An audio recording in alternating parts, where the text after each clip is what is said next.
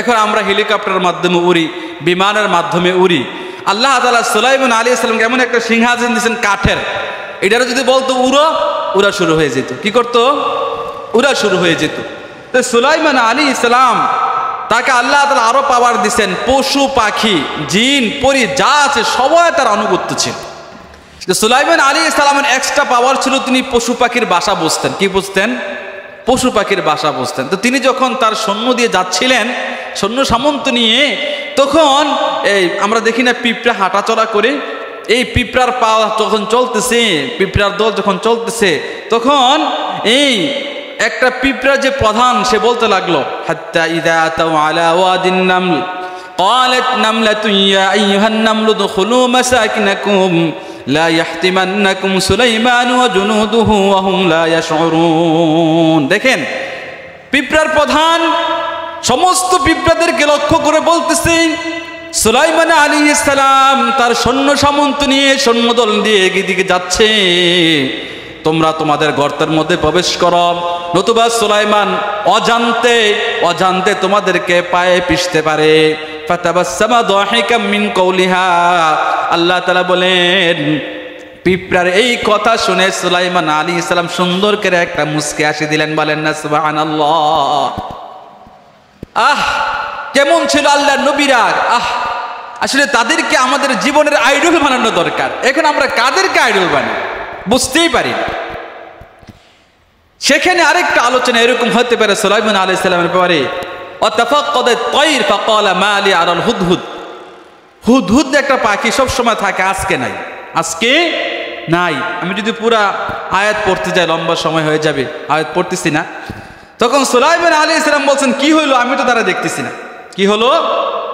ফাকালা মা লি লা আরাল হুদহুদ আম কানা মিনাল গায়বিন লা উআযযিবান্নাহু আযাবান শাদীদা আও লা আযবাহান্নাহু আও লা ইয়াতিয়ান্নি বিসুলতানিন মুবিন। সে যদি আসে আমি তারে শাস্তি দেব। কি দেব? শাস্তি দেব, অথবা তার আমি জবাহ করে দেব। কি করব? জবাহ। অথবা সে যদি কি করে দিতে পারে, কোনো অজুহাত দিতে দাঁড় করাইতে পারে, কেন আসে নাই, কোনো কারণ দর্শাইতে পারে, তাহলে তাকে কি করব? মাফ করে দেব। ফামাকাসা গায়রা বাঈদিন ফাকালা আহাত্তু বিমা লাম তুহিত বিহি ওয়া জিইতুকা মিন সাবাই বিনাবাই ইয়াকিন। একটু পরে আসছে কে? হুদহুদ। আচ্ছা বলতেছেন, ইন্নী ওয়াজাদতু ইমরাআতান তামলিকুহুম ওয়া উতিয়াত মিন কুল্লি শাইইন ওয়া লাহা আরশুন আযীম। সুলাইমান আলাইহিস সালামকে বলতেছেন, আপনি তো দুনিয়ার বাদশাগিরি করেন ঠিক, কিন্তু আমার কাছে এমন একটা খবর আছে যেটা আপনার কাছে নাই। কি সেটা? কি? একটা মেয়ে আছে এমন, যার নাম হলো বিলকিস। নাম কি? বিলকিস। সে তো একটা এলাকার রাজত্ব করতেছে এবং তার অনেক বড় একটা আরশ আছে। কি আছে? ওয়াজাদতুহা ওয়া কওমাহা ইয়াসজুদুনা লিশ-শামসি মিন দুনিল্লাহ। কারণটা হলো কেন জানেন? এই মেয়ে, এই প্রধানমন্ত্রী মহিলা এবং তার যত সৈন্য সামন্ত আছে, এরা কিন্তু আল্লাহর ইবাদত করে না। মূল কথা হলো এটা। লম্বা আলোচনা। তখন সুলাইমান আলাইহিস সালাম বলছেন, যাও তুমি আমার একটা চিঠি নিয়ে যাও, ওই চিঠিটা নিয়ে তার রাজ দরবারে ফালাও। ফালানোর পরে ওই মেয়ে বলতেছেন, ইযহাব বিকিতাবি হাযা ফাআলকি ইলাইহিম, দেখো সুম্মা তাওয়াল্লা আনহুম ফানজুর মাযা ইয়ারজিউন। সে কি জবাব দেয়? ও মহিলা ছিল অনেক চালাক, এখন মন্ত্রীদের সাথে পরামর্শ করতেছে। ক্বালাত ইয়া আইয়ুহাল মালাউ ইন্নী উলকিয়া ইলাইয়া কিতাবুন কারীম। মন্ত্রিসভা বসতে, দেখো আমার কাছে একটা চিঠি আসছে, ইন্নাহু মিন সুলাইমান ওয়া ইন্নাহু বিসমিল্লাহির রহমানির রহিম আল্লাহ তাআলু আলাইয়া ওয়া আতুনি মুসলিমিন। লম্বা আয়াত পড়তেছি না, যে এটা সুলাইমান থেকে আসছে, বলে যে তুমি মুসলমান হয়ে চলে আস। তখন তার মন্ত্রীরা, সেনাপ্রধান সবাই পরামর্শ দিল, দেখেন আমরাও কোনো নাহানু উলু কুওয়া উলি বাসিন শাদীদ, আমরাও কিন্তু কম না। আপনি সুলাইমানের সাথে যুদ্ধ ঘোষণা করেন। কি করেন? যুদ্ধ ঘোষণা করেন। তখন ওই মেয়েটা ছিল অনেক চালাক। ইন্নী মুরসিলাতুন ইলাইহিম বিহাদিয়াতিন, আমি তাদের কাছে হাদিয়া পাঠাবো। যদি উনি সম্পদের জন্য আমার উপর হামলা করতে চায়, তাহলে উনি হাদিয়া পাইয়ে কি করবো? আমার উপর আক্রমণ করবে না। এবং তিনি বললেন, যদি কোনো দেশ কার উপর আক্রমণ করে, জাআলু আইজ্জাত আহলিহা আযিল্লা, তাদেরকে লাঞ্ছনা করবে এবং ঘর বাড়ি সব ধ্বংস করে দিবে। তখন তিনি হাদিয়া পাঠাইলেন। কি? কিছু স্বর্ণগয়না দিয়ে পাঠাইছেন। যারা স্বর্ণগয়না নিয়ে গেছেন, তারা যায় দেখি কি সুলাইমান আলাইহিস সালামের ঘর বাড়ি উঠান আঙ্গিনা সব স্বর্ণ রূপা কারুকার্য করা। এরা কয়েকটা স্বর্ণ নিয়ে আসছে, আইসে দেখছে ওনার বাড়িতে ইটগুলো পর্যন্ত স্বর্ণের। বলেন না সুবহানাল্লাহ। তাহলে কার কাছে হাদিয়া নিয়ে আসছে? পরিশেষে ফালাম্মা জা সুলাইমান ক্বালা তুমিদ্দুনানি বিমাল, লম্বা আলোচনা। এরপরে সুলাইমান আলাইহিস সালামের কাছে সেই মহিলা এবং তার দলবল সবাই মুসলমান হয়ে আসছেন, বলেন না সুবহানাল্লাহ। শ্রীনিবাস বায়তুল জান্নাত কেন্দ্র জামে মসজিদের উদ্যোগে তাফসীরুল কোরআন মাহফিল আয়োজিত। সম্মানিত মুসল্লিয়ানে কেরাম, দূর দূরান্ত থেকে আগত মুসলমান ইসলাম প্রিয় বায়ু বন্ধুগণ, আল্লাহর দরবারে লাখ কোটি শুকর যে মহান প্রভু আমাদের সকলকে সুন্দর একটা মজলিসে তাফসীরুল কোরআন মাহফিলে আসার বসার তৌফিক দান করেছেন। সকলে শুকরিয়া আদায় করি আলহামদুলিল্লাহ। আল্লাহ রব্বুল আলামিন এই পৃথিবীতে 1 লক্ষ কিংবা 2,24,000 পয়গাম্বর প্রেরণ করেছেন। তন্মধ্যে সর্বশ্রেষ্ঠ পয়গাম্বর, সর্বশ্রেষ্ঠ নবী হলেন আমাদের নবী, দু জাহানের বাদশাহ নবী, সরদারে দু জাহান, পেয়ার হাবিব জনাব মুহাম্মদ রাসূলুল্লাহ সাল্লাল্লাহু আলাইহি ওয়াসাল্লাম। আল্লাহ রব্বুল আলামিন এই পৃথিবীর নিজাম পরিচালনা করার জন্য যত গ্রন্থ কিতাব দান করেছেন, তার মধ্যে সর্বশ্রেষ্ঠ গ্রন্থ হল আল কুরআনুল মাজিদ, আল কুরআনুল কারীম। আল্লাহ তাআলা যত নবী রাসূলকে প্রেরণ করেছেন, সবাইকে কোনো না কোনোভাবে আল্লাহ তাআলা পরীক্ষা করেছেন। আল্লাহ তাআলা যত নবী রাসূলকে দুনিয়ার মধ্যে প্রেরণ করেছেন, কাউকে না কাউকে কিছু না কিছু মুজিজা প্রেরণ করেছে। যেমন আল্লাহ তাআলা ইব্রাহিম আলাইহিস সালামকে প্রেরণ করেছেন এবং ইব্রাহিম আলাইহিস সালামকে অনেক বেশি পরীক্ষার সম্মুখীন হইতেছে। এবং ইব্রাহিম আলাইহিস সালাম হলেন আমাদের নবী জনাব মুহাম্মদ রাসূলুল্লাহ সাল্লাল্লাহু আলাইহি সাল্লামের পূর্বপুরুষ। ইব্রাহিম আলাইহিস সালাম এর বংশ থেকে আমাদের নবী আগমন করেছেন। ইব্রাহিম আলাইহিস সালামকে অনেক বড় পরীক্ষার সম্মুখীন হতে হয়েছিল। কাফের বেঈমান, তৎকালীন সবচেয়ে বড় গডফাদার কাফের ছিল নমরুদ। সেই নমরুদ নিজেকে আনা রব্বুকুমুল আ'লা সবার প্রভু হিসাবে দাবি করলো। ইব্রাহিম আলাইহিস সালাম বলেন, না, আমার প্রভু হলো একমাত্র আল্লাহ, যিনি জীবন দান করেন, যিনি মৃত্যু দান করেন। নমরুদ জেল থেকে একজনকে বের করে মুক্তি করে দিল, আরেকজনকে ফাঁসি দিয়ে দিয়ে বলল, দেখো আমি তো মানুষকে জীবন দেই, আমি তো মানুষকে মরণ দেই। যখন ইব্রাহিম দেখলো নমরুদ জীবন আর মরণ কেউ বোঝে না, তখন ইব্রাহিম নমরুদকে লক্ষ্য করে বললেন, আমার প্রভু প্রতিদিন সকালবেলা ফাইন্নাল্লাহ ইয়াতি বিশ-শামসি মিনাল মাশরিক, আমার প্রভু প্রতিদিন সকালবেলা পূর্ব দিগন্ত থেকে সূর্য উদিত করে, ফাতি বিহা মিনাল মাগরিব। ও নমরুদ, তুমি যদি প্রভু হয়ে থাকো তাহলে তুমি সূর্যটাকে একদিন পশ্চিম দিক থেকে উদয় করে দেখা।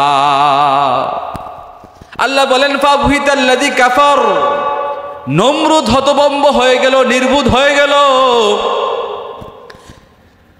ইব্রাহিমের কথার কোনো জবাব দিতে পারে নাই।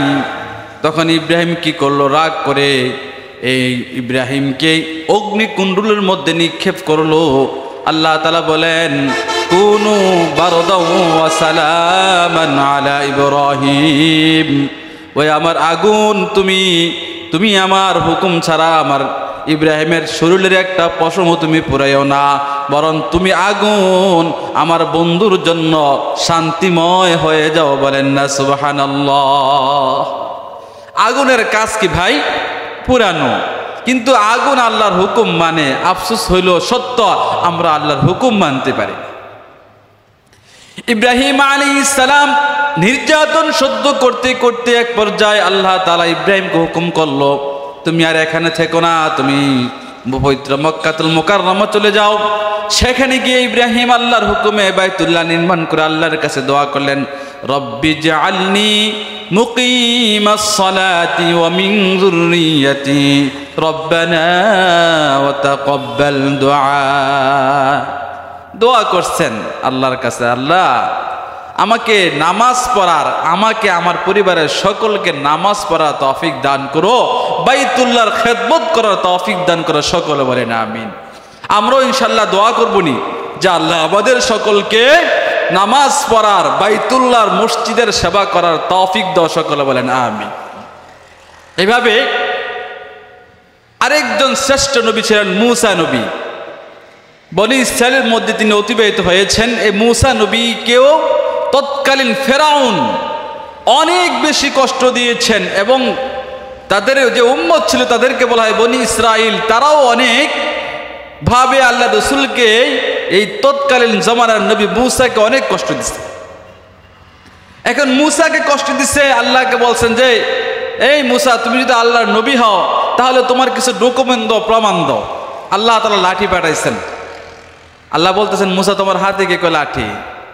অমা তিলকা বিয়ামিনিকা ইয়া মূসা ক্বালা হিয়া আসাই। এটা আবার লাঠি, শুধু লাঠি, তুমি কি দেখো তো? বলে লাঠিটা একটা কাজ হবে তোমার। ওয়ালকে আসাক, তোমার লাঠিটাকে তুমি ছেড়ে দাও।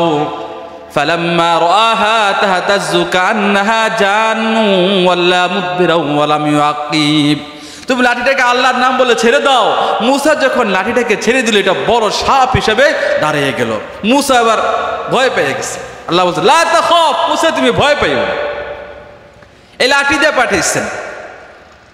যখন এই মূসার লাঠি সাপ হয়ে যায়, তখন ফেরাউন চিন্তা করলো মূসা তো অনেক বড় জাদুকর, দুনিয়ার সমস্ত জাদুকরকে একত্রিত করো যাতে মূসার ওই সাপকে ধ্বংস করতে পারে।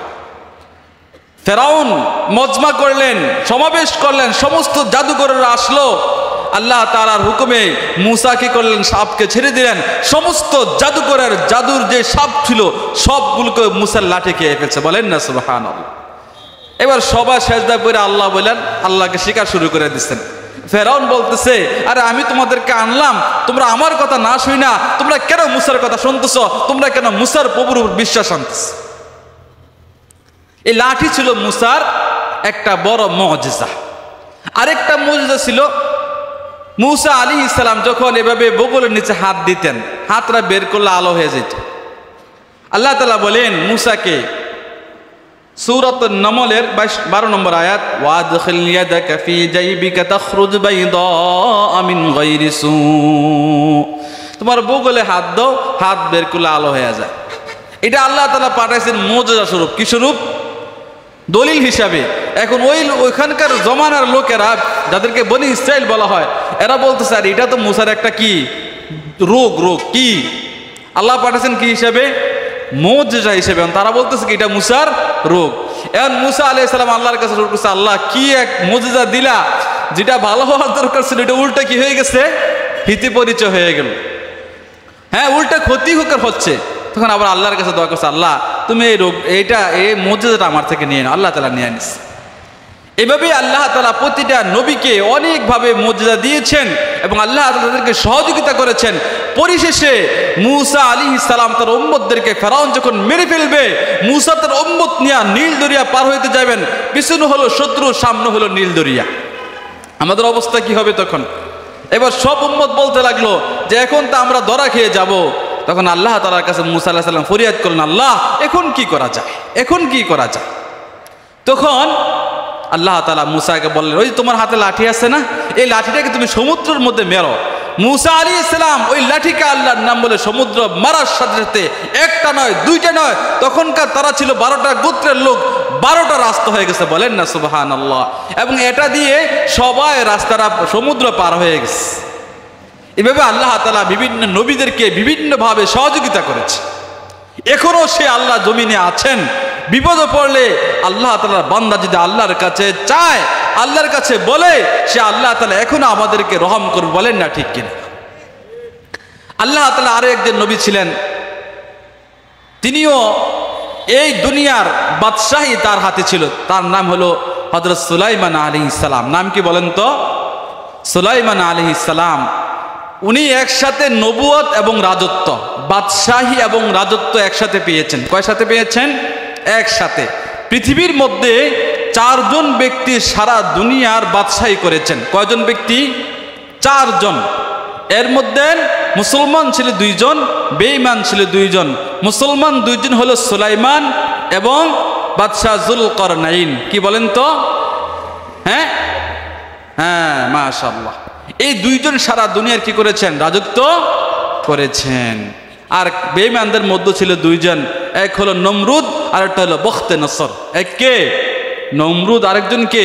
বখতে নসর। তারা দুনিয়ার সারা পৃথিবী কি করেছেন? শাসন করেছেন। তো সুলাইমান আলাইহিস সালাম আল্লাহ তাআলা এক্সট্রা পাওয়ার কিছু দিছেন। এখন আমরা হেলিকপ্টারের মাধ্যমে উড়ি, বিমানের মাধ্যমে উড়ি। আল্লাহ তাআলা সুলাইমান আলাইহিস সালামকে এমন একটা সিংহাসন দিয়েছেন কাঠের, এটারে যদি বলতো উড়ো, উড়া শুরু হয়ে যেত। কি করতো? উড়া শুরু হয়ে যেত। তো সুলাইমান আলাইহিস সালাম তাকে আল্লাহ তাআলা আরো পাওয়ার দিছেন, পশু পাখি জিন পরি যা আছে সবাই তার আনুগত্য ছিল। আল্লাহ তাআলা সূরাত নামল এর 17 নম্বর আয়াতে বলেন, وَحُشِرَ لِسُلَيْمَانَ جُنُودُهُ مِنَ الْجِنِّ وَالْإِنسِ وَالطَّيْرِ فَهُمْ يُوزَعُونَ। এভাবে সুলাইমান আলাইহিস সালামকে বলতেছেন যে সুলাইমান আলাইহিস সালামের জন্য সব একত্রিত করছেন, জিন পরি সব কিছু, এবং সবাই তার ভাষা বুঝত। এভাবে সুলাইমান আলাইহিস সালাম যে বর্তমান বাইতুল মুকাদ্দাস, এটা উনি প্রথমে নির্মাণ করে গিয়েছেন, সুলাইমান আলাইহিস সালাম, জিনদের মাধ্যমে। এদিকে আলোচনা যাচ্ছে না, লম্বা আলোচনা হয়ে যাবে। সুলাইমান আলাইহিস সালাম বাইতুল মুকাদ্দাস নির্মাণ করেছেন। সুলাইমান আলাইহিস সালামের এক্সট্রা পাওয়ার ছিল, তিনি পশু পাখির ভাষা বুঝতেন। কি বুঝতেন?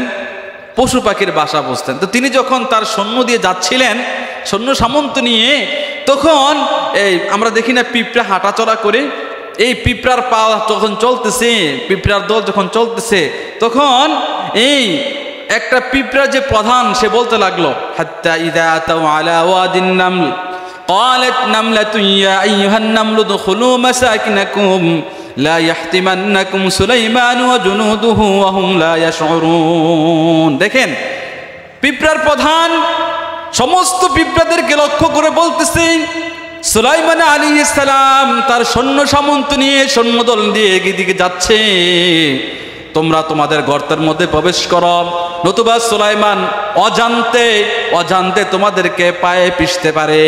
ফাতাবাসসামা দাহিকাম মিন কওলিহা। আল্লাহ তাআলা বলেন, পিঁপড়ার এই কথা শুনে সুলাইমান আলাইহিস সালাম সুন্দর করে একটা মুস্কি হাসি দিলেন। বলেন না সুবহানাল্লাহ। কেমন ছিল আল্লাহর নবীরা! আসলে তাদেরকে আমাদের জীবনের আইডল বানানো দরকার। এখন আমরা কাদেরকে আইডল বানাই বুঝতেই পারি না। সেখানে আরেকটা আলোচনা এরকম হতে পারে সুলাইমান আলাইহিস সালামের ব্যাপারে, ওয়াতাফাক্কাদাত তায়র ফাকালা মা লি আরাল হুদহুদ। হুদহুদ একটা পাখি সব সময় থাকে, আজকে নাই, আজকে নাই। আমি যদি পুরা আয়াত পড়তে যাই লম্বা সময় হয়ে যাবে, আয়াত পড়তেছি না। তখন সুলাইমান আলাইহিস সালাম বলছেন, কি হইলো? আমি তো তারা দেখতেছি না, কি হলো? ফাকালা মা লি লা আরাল হুদহুদ আম কানা মিনাল গায়বিন লা উআযযিবান্নাহু আযাবান শাদীদা আও লা আযবাহান্নাহু আও লা ইয়াতিয়ান্নি বিসুলতানিন মুবিন। সে যদি আসে আমি তারে শাস্তি দেব। কি দেব? শাস্তি দেব, অথবা তার আমি জবাহ করে দেব। কি করব?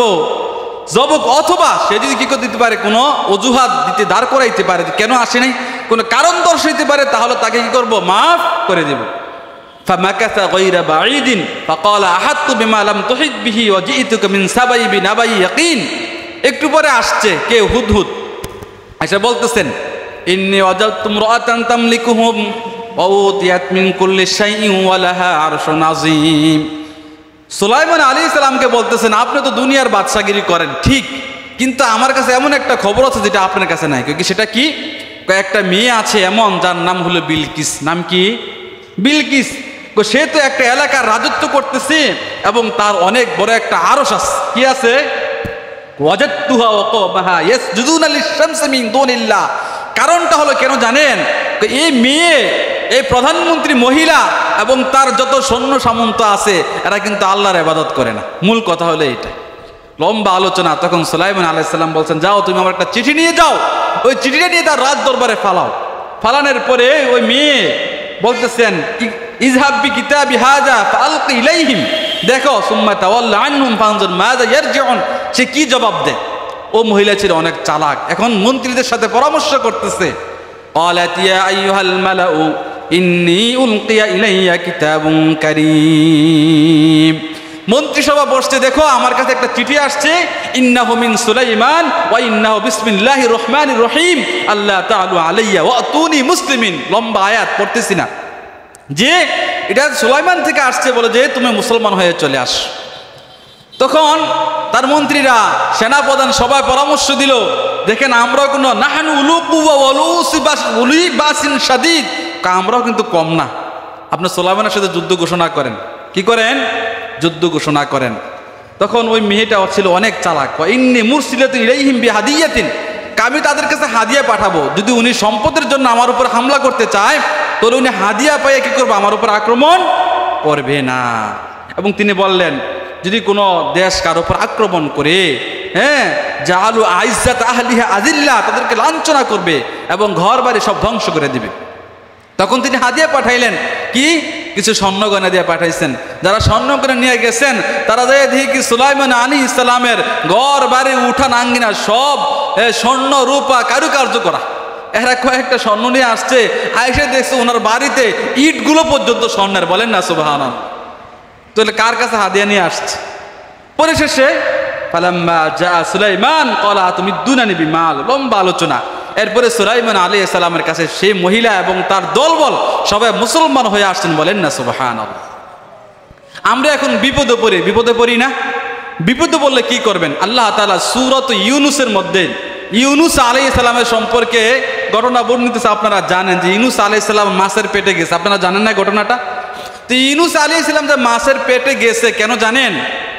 আল্লাহ তাআলার ছোট্ট একটা হুকুম আল্লাহর পরামর্শ ছাড়া করছেন। কি ছাড়া করছেন?